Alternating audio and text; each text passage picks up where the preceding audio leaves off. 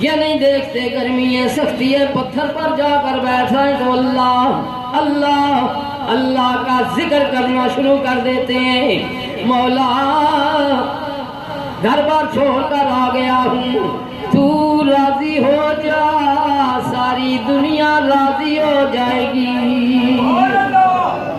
جس نے اللہ کو راضی کر لیا دنیا اس کے پیچھے، جس نے اللہ کو راضی کر لیا دولت اس کے قدموں میں، جس نے اللہ کو راضی کر لیا ساری دنیا عزت کر رہی ہے۔ کیوں؟ انہوں نے دنیا نہیں دیکھی، دنیا ان کے پیچھے، جو دنیا کے پیچھے دوڑ رہے ہیں پیر ہیں بڑے بڑے، ارے انہیں دنیا ہی ملتی ہے دولت ہی ملتی ہے، سیدھا راستہ نہیں نہ لگا سکتے راستے پہ۔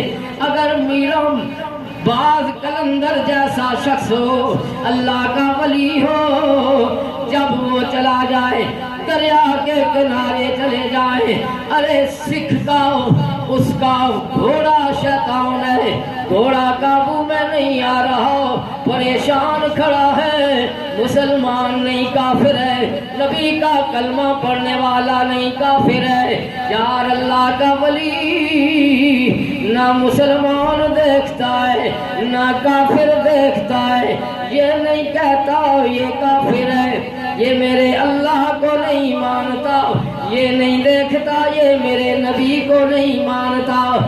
جب مہربان ہونے پہ آ جائے وہ سب کچھ چھوڑ کر کہتا ہے یار تو ہندو ہے یا سکھ ہے کوئی بھی ہے، غیر مذہب ہے تیرا کام کیا ہے؟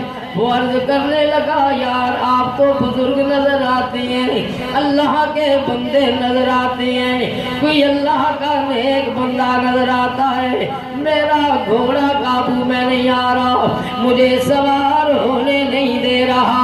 آپ نے فرمایا گھوڑا میرے حوالے کر دے، میں گھوڑا ٹھیک کر دوں گا۔